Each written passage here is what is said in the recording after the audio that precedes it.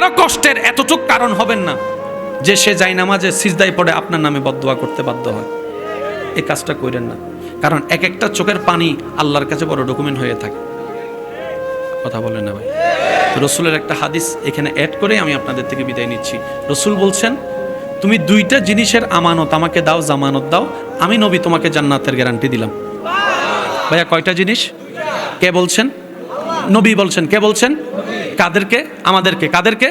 নবী বলছেন আমাদেরকে, উম্মত তুমি আমাকে দুইটা জিনিসের জিম্মাদারি দাও, হেফাজতের, আমি তোমাকে জান্নাতের গ্যারান্টি দিলাম। ইয়া রাসূলুল্লাহ দুইটা জিনিস কি? নবী বলছেন একটা হচ্ছে দুই রানের মাঝখানের স্থান অর্থাৎ লজ্জাস্থানের গ্যারান্টি তুমি আমাকে দাও, আর একটা হচ্ছে তোমার জিব্বার গ্যারান্টি আমাকে দাও। এই দুইটারে যদি তুমি সঠিকভাবে চালাইতে পারো, আমি মুস্তাফা তোমাকে আল্লাহ থেকে জান্নাত নিয়ে দিবই দিবই দিব। আল্লাহ আমাদের সবাইকে কবুল করুক, আমিন। যে যত সইবে সে তত পাইবে।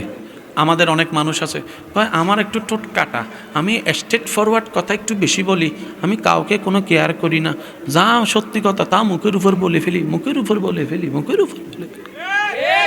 কারো ইজ্জত যায় কি যায় না খেয়াল করে।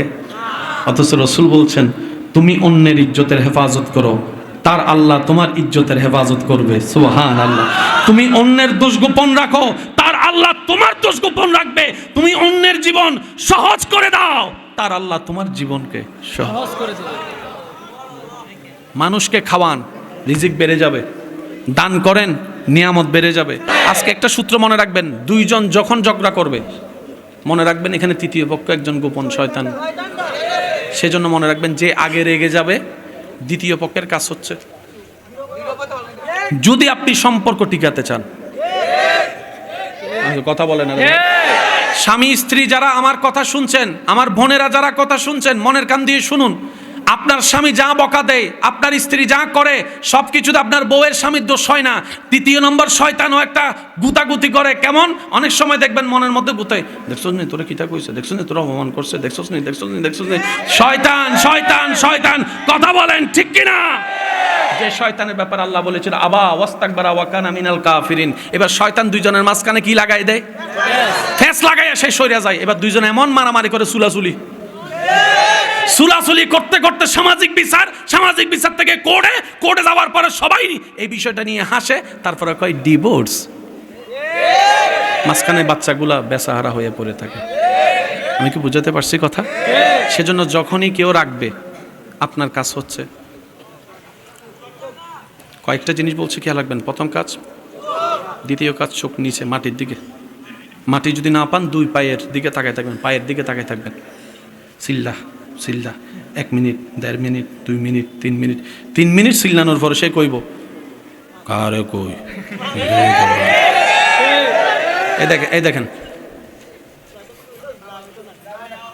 কারণ আপনি তো হাত সরাই রাখছেন। ঝগড়াতে কি হয়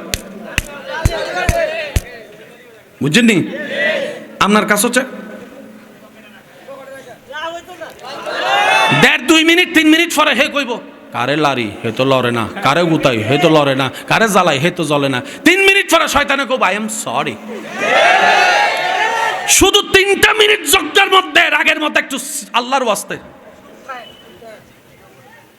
সবচেয়ে বড় শক্তিশালী ব্যক্তিকে রসুল বলছে, যে নিজের রাগকে কন্ট্রোল করতে পারে, আমি মুস্তাফা বলে দিলাম সেই সবচেয়ে শক্তিশালী। আজকের এই দিনে মাইকের আওয়াজ যাচ্ছে, আমার কোনো ভাই বোন স্বামী স্ত্রী যদি ঝগড়া চলিত অবস্থায় থাকেন, কিংবা কয়েকদিন আগে ঝগড়া হয়েছে, এমন হয়, আমি আপনাদেরকে ভাই হিসেবে অনুরোধ করছি, আপনার স্বামীরও দোষ নাই, আপনার বউরও দোষ নাই। খামাকা তৃতীয় পক্ষের দোষের জন্য দুই দিকে ঘুমানোর দরকার কি? দুইজন আলাদা খাওয়ার দরকার কি? মিলা যান না। আপনারা এইদিকে মিলবেন, ওইদিকে শয়তানের গায়ে আগুন ধরে যাবে। কথা বলেন ঠিক কিনা? আল্লাহ আমাদের সবাইকে একটু মিলমিশ করে থাকার তৌফিক দান করুন। আর একটু জোরে বলেন না আমিন। আল্লাহ কয়, তোর মনটা আমাদের। এবার বান্দা কি করলো? যখন মন দিতে চাচ্ছে কাকে? এবার সে মন দেওয়ার জন্য নামাজ পড়ে না, নামাজের আগে ওযু বানায় না। এবার শয়তান কি করে দেখেন, মিললে আওয়াজ দিবেন, না মিললে আওয়াজ দেওয়ার দরকার নেই। ওযু করতে যাইয়া নাকি দুইছি নাকি দুই নাই,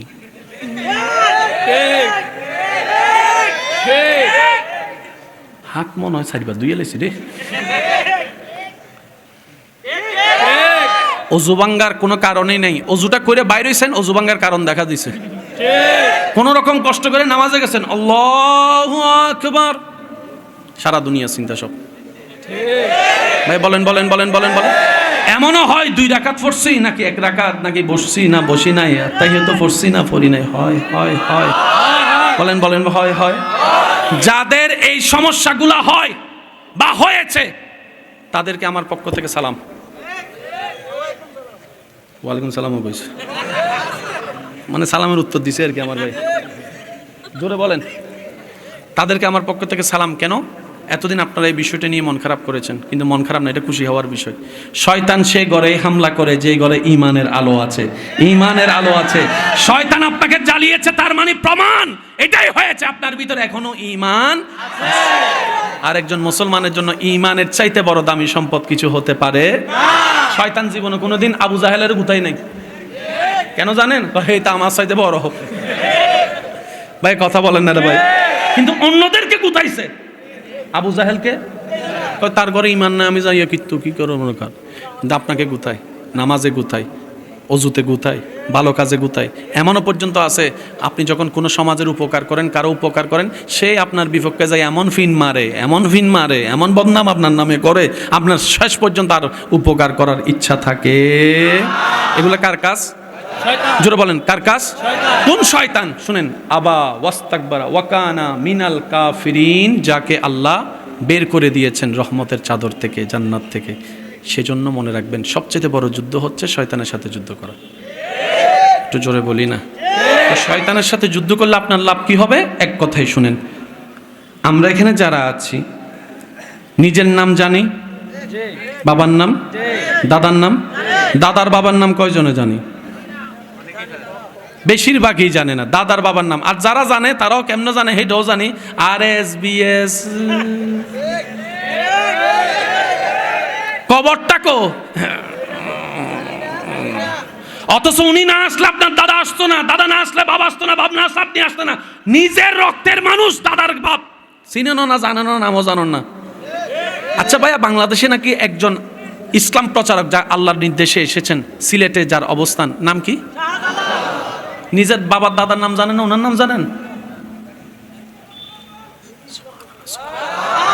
আপনি কি শাহজালাল বাবার বংশধর কেউ? ওনার নাম জানলেন কিভাবে? শুনুন, যে রবের হয়ে যায় সৃষ্টি তার হয়ে যায়। সুবহানাল্লাহ, একটু জোরে বলি না? যে রবের হয়ে যায় সৃষ্টি তার হয়ে যায়। যে রবের সন্তুষ্টির জন্য নিজের নামকে বিলীন করে দেয়, রব বলে কিয়ামত পর্যন্ত আমার প্রিয় বান্দাদের নামকে আমি আল্লাহ আমার বান্দাদের জবানে জবানে অন্তর অন্তরে ব্যবস্থা করে দিব। এবার বলেন, ইজ্জত দেওয়ার মালিক কে? হয় নাই, হয় নাই, পিছনের ভাই পর্যন্ত আওয়াজ দিয়ে বলেন, ইজ্জত দেওয়ার মালিক কে? সম্মান দেওয়ার মালিক কে? রিজিক দেওয়ার মালিক কে? তিনি আছে না নাই? দেখে কি দেখে না? শুনে কি শুনে না? ওই আল্লাহ যার কাছে আছে তার কোনো টেনশন নেই। সেজন্য আপনি আমি সামান্য একটু 19-20 হইলে কি করব কি করব, আর ওদিকে ইব্রাহিম নবী আগুনের সামনে দাঁড়ায় আছে। সুবহানাল্লাহ, সুবহানাল্লাহ। আপনার আমার 19-20 হলে টেনশনও শেষ, এদিকে ইব্রাহিম নবীকে আগুনে ফেলবে, ওনার কোনো টেনশন নেই। কিরে টেনশন নাই কেন? ও ইব্রাহিম নবী, আপনার টেনশন নাই কেন? বলে যে টেনশন করে যে হারানোর ভয়। আমার তো হারানোর কিছু নাই, সব তো আমার মালিককে পেয়ে গিয়েছি, আমার মালিককে পেয়েছি। আচ্ছা শুনেন, আপনি আমি নামাজ না পড়ার জন্য কত বাহানা খুঁজি না, অথচ কারবালার ময়দানে চতুর্দিক থেকে অত্যাচার আর অত্যাচার, এদিকে তীরের হামলা, এদিকে বল্লমের হামলা, এদিকে পানির তৃষ্ণা, এদিকে ক্ষুধা, সব কিছুর ভিতরে ইমাম হোসাইন, আল্লাহু আকবার। আমাকে কি একটু বুঝাই দিতে পারেন কতটুক ফ্রেশ মেন্টালিটি থাকলে, কতটুক নিশ্চিন্ত থাকলে এই পরিবেশে নামাজে দাঁড়াইতে পারে? আমি হয়তো বুঝাতে ব্যর্থ আমার, আসলে আমি আপনাদেরকে বুঝাইতে হয়তো পারতেছি না। একটা মানুষ কতটুক ফ্রি থাকলে, ইজি থাকলে এই কারবালার ময়দানে নামাজে দাঁড়াইতে পারে, আমার বুঝান। চতুর্দিক থেকে তীরের হামলা, নিজের চোখের সামনে নিজের বাচ্চাকে শহীদ হতে দেখেছে বাপ, বাবার কাঁধে সন্তানের লাশ, এর চাইতে বড় মারাত্মক কিছু। যারা বিবাহিত সন্তানের বাপ, তারা আমার কথার ভ্যালুটা বুঝতে পারবেন। বাবার কাঁধে সন্তানের লাশ, এর চাইতে মারাত্মক ভয়ানক কিছু হতে পারে না, কিচ্ছু হতে পারে না, কিচ্ছু হতে পারে না। যে বাপকে কেউ দুইটা কথা শুনাইতে পারে না। সন্তান বাপের কোলে প্রস্রাব করে দিলে বাপ খুশি হয়ে যায়। বাবা অন্যরকম। যারা অবিবাহিত আপনারা বুঝবেন না, যারা বিবাহিত তারা বুঝবে। আল্লাহ বুঝার তৌফিক দান করুক বলি আমিন। নিজের চোখের সামনে ছোট্ট আসগরকে শহীদ হতে দেখেছেন ইমাম হুসাইন। রক্তাক্ত ছেলে, শরীর দেখেছেন। তারপরে ইমাম হুসাইনের চেহারায় পেরেশানি নাই, পেরেশানি নাই, পেরেশানি নাই। নিজের ভাতিজাকে শহীদ হতে দেখেছেন, পেরেশানি নাই। নিজের পরিবারকে লুণ্ঠন হতে দেখেছেন, পেরেশানি নাই। অপমান হতে দেখেছেন, পেরেশানি নাই। বুকের মধ্যে তৃষ্ণা, পেরেশানি নাই। বুক পেটের মধ্যে ক্ষুধা, পেরেশানি নাই। হাজার কিছুকে পিছনে ফেলে ইমাম হুসাইন নামাজে। হয় না, হয় না, আরো জোরে জোরে জোরে। আজকে একটা কথা বলি, মনে রাখবেন, ইমাম হুসাইনকে যারা শহীদ করছে ওনার কি কাটছে? গলা কাটছে না গর্দান কাটছে? আমি শুনি না, বলেন। একটা মানুষের গর্দান কাটতে গেলে তার মাথা কোন দিকে থাকা দরকার? গর্দান থাকলে নিচের দিকে। ইমাম হুসাইনের গলা কাটে নাই, গর্দান কাটছে, মানে কি বুঝছেননি?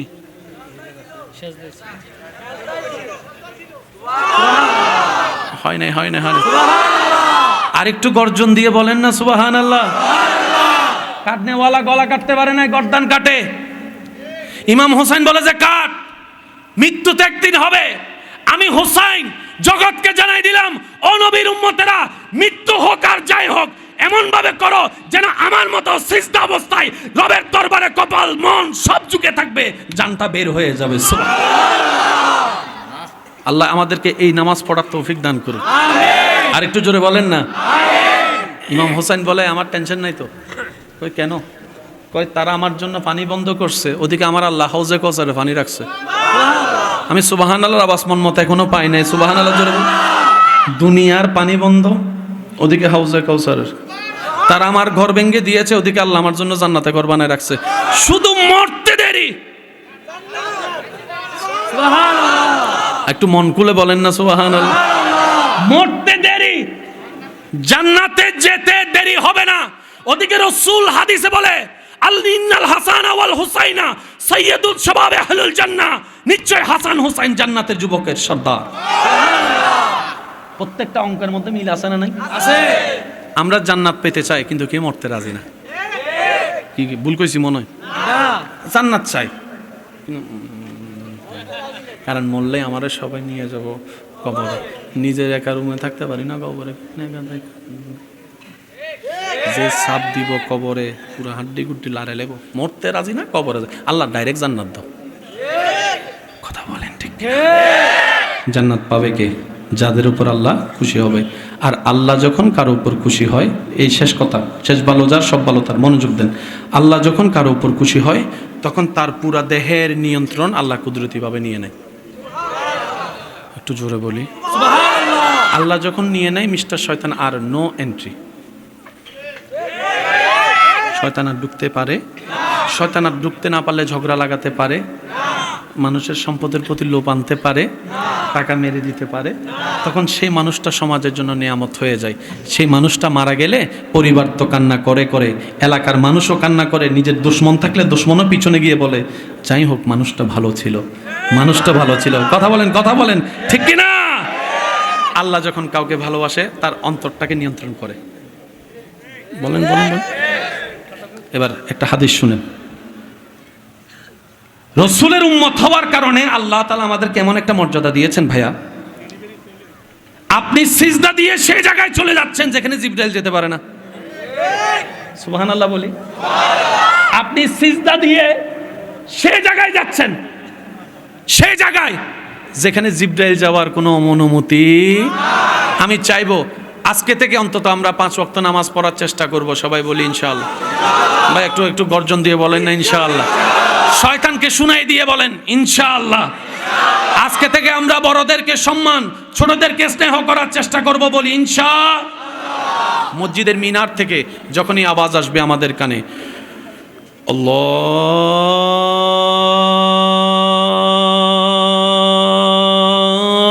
আল্লাহু আকবার, আল্লাহু আকবার। নবীর দিকে যাওয়ার চেষ্টা করবেন। বলেন না ইনশাআল্লাহ। মুখটাকে বেশিরভাগ সময় কি রাখার চেষ্টা করবেন? চোখটাকে বলেন, চোখটাকে, মুখটাকে বন্ধ, মুখটাকে বন্ধ। এই কয়েকটা কাজ যদি করতে পারেন এখানে নূর আসবে। তখন কি হবে জানেন? এখানে অনেক ভাইয়েরা আছেন ফজরের নামাজ পড়তে চায়, অ্যালার্মও দিয়ে রাখে, তার অ্যালার্মে সবাই উঠে গেল, হে উঠে না। অথচ এই ছেলেটাই এক সপ্তাহ আগে ফুটবল খেলার জন্য 3টা বাজে উঠে গেছে, কাউকে ডাকতেও হয় না। বলেন না ভাইয়া? মনে রাখবেন ভাইয়া। আবার এমনও কিছু সৌভাগ্যবান এখানে আছে, ফজরের আজান দেওয়ার আগে মুয়াজ্জিন ওনার চোখ খুলে যায়। বলেন না ভাই, আছে না? মনে রাখবেন, অ্যালার্ম 2 প্রকার। অ্যালার্ম কয় প্রকার? একটা মোবাইলের অ্যালার্ম আর একটা ঈমানের অ্যালার্ম। যতদিন আপনার ঈমানের অ্যালার্ম চালু হবে না ততদিন আপনি সেই মোবাইলের অ্যালার্ম নিয়ে চলতে হবে। কথা বলেন ঠিক কিনা? যেই দিন আপনার মনের অ্যালার্ম চালু হয়ে যাবে, মুয়াজ্জিন ডাক দেওয়ার আগে দেখবেন আপনার চোখ খুলে গিয়েছে। বলেন না ইনশাআল্লাহ? আচ্ছা, এই পর্যন্ত কারো কোনো হক যদি আপনার কাছে থাকে, এই মাসালাটা মনে রাখেন, কারো একটা টাকাও যদি হক থাকে, সে যদি মাফ না করে, তাহলে আপনার জান বের হতে কষ্ট হয়ে যাবে বেশি। এটা বের হতে চাইবে না। মানুষের হক যদি থাকে, এটা একটু ক্লিয়ার করে ফেলেন, কারণ আল্লাহর হকে মাপ পাওয়া সহজ, বান্দার হকে মাপ পাওয়া কঠিন। আচ্ছা, আপনারা অনেক সময় বাদাম, ওই যে চানাবুট বাদাম বিক্রি করে, মামা 5 টাকার বাদাম দেন, এটা অর্ডার দিয়া ওই বাদামওয়ালা যদি ফ্রি করে দেয় তাহলে বাচ্চা গেছেন। সে যদি মন থেকে না দেয়, এই একটা বাদামেরও হিসাব। আল্লাহ পাক বলে, আমার হিসাবের সাথে তোর হিসাব যা, তুই ভুল করলো, আমি রহমান চাইলে মাফ করে দিতে পারি, এটা আমার আর তোর ব্যাপার। কিন্তু আমার বান্দার যদি হক থাকে, হকুল্লাহ হকুল ইবাদ, আল্লাহ আমাদের সবাইকে একটু বুঝার তৌফিক দান করুন। বাপ মারা গেছে, বোনের জায়গা আপনার হাতে আছে, দেন না, দিয়ে দেন না। কথা বলেন, কথা বলেন। বোনের জায়গা দেওয়ার দরকার আছে না নাই? ভাইয়ের জায়গা দেওয়ার দরকার আছে না নাই? যে যত ছাড় দিবে আল্লাহ তাকে তত দয়া করবে। যারা আমাকে ভালোবাসেন, 2-1 জন আবদার করে একটা কথা বলে আমি আপনাদের থেকে বিদায় নিব। যদি জীবনে সফলতা পেতে চান, একটা সূত্র মনে রাখবেন, যে যত সইবে সে তত পাইবে। যে যত সইবে সে তত পাইবে। আমাদের অনেক মানুষ আছে, ভাই আমার একটু টোট কাটা, আমি স্ট্রেট ফরওয়ার্ড কথা একটু বেশি বলি, আমি কাউকে কোনো কেয়ার করি না, যা সত্যি কথা তা মুখের উপর বলে ফেলি, মুখের উপর বলে ফেলি, মুখের উপর বলে ফেলি। কারো ইজ্জত যায় কি যায় না খেয়াল করে। অথচ রসুল বলছেন, তুমি অন্যের ইজ্জতের হেফাজত করো, তার আল্লাহ তোমার ইজ্জতের হেফাজত করবে। সুবহানাল্লাহ। তুমি অন্যের দোষ গোপন রাখো, তার আল্লাহ তোমার দোষ গোপন রাখবে। তুমি অন্যের জীবন সহজ করে দাও, তার আল্লাহ তোমার জীবনকে সহজ করে দেবে। মানুষকে খাওয়ান, রিজিক বেড়ে যাবে। দান করেন, নিয়ামত বেড়ে যাবে। তো যারা আমাকে ভালোবাসেন, আবদারটা কি? সেটা হচ্ছে, কারো কষ্টের এতটুক কারণ হবেন না যে সে জায়নামাজে সিজদায় পড়ে আপনার নামে বদদুয়া করতে বাধ্য হয়। এই কাজটা করেন না, কারণ এক একটা চোখের পানি আল্লাহর কাছে বড় ডকুমেন্ট হয়ে থাকে। কথা বলেন না ভাই? রসুলের একটা হাদিস এখানে অ্যাড করে আমি আপনাদের থেকে বিদায় নিচ্ছি। রসুল বলছেন, তুমি 2টা জিনিসের আমানত আমাকে দাও, জামানত দাও, আমি নবী তোমাকে জান্নাতের গ্যারান্টি দিলাম। ভাইয়া কয়টা জিনিস? কে বলছেন? নবী বলছেন। কে বলছেন? কাদেরকে? আমাদেরকে। কাদেরকে? নবী বলছেন আমাদেরকে, উম্মত তুমি আমাকে 2টা জিনিসের জিম্মাদারি দাও, হেফাজতের, আমি তোমাকে জান্নাতের গ্যারান্টি দিলাম। ইয়া রাসূলুল্লাহ, 2টা জিনিস কি? নবী বলছেন, একটা হচ্ছে 2 রানের মাঝখানের স্থান, অর্থাৎ লজ্জাস্থানের গ্যারান্টি তুমি আমাকে দাও, আর একটা হচ্ছে তোমার জিব্বার গ্যারান্টি আমাকে দাও। এই 2টারে যদি তুমি সঠিকভাবে চালাইতে পারো, আমি মুস্তাফা তোমাকে আল্লাহ থেকে জান্নাত নিয়ে দিবই। আল্লাহ আমাদের সবাইকে কবুল করুক, আমিন। অনেক কষ্ট করে আমার ভাইয়েরা এই যে মাদ্রাসা মসজিদ যে আয়োজন করেছেন, এই মাহফিল আয়োজন করেছেন, আল্লাহ সবাইকে কবুল করুক, আমিন। আপনাদের জন্য আমাদের ভাইয়েরা সাধ্য মোতাবেক কিছু খেদমত মোহাব্বতের ব্যবস্থা রেখেছেন, আমি যতটুকু জানি। তবে এতগুলা মানুষকে দেওয়া সম্ভব? বলেন না ভাই, এতগুলো মানুষকে দেওয়া সম্ভব? আর আমাদের একটা বদভ্যাস আছে, 10,000 মানুষ খাইলেও সুনাম শোনা যায় না, ওই একজনে যে ফাই নাই। কথা বলেন আরে ভাই, পুরা ফারাই ফেসবুকে যাইয়া কইব আমি ফাই নাই। আছে না, আছে না, আছে না, আছে না? তো আমি অনুরোধ করব, পাইলেও আলহামদুলিল্লাহ, না পাইলেও আলহামদুলিল্লাহ।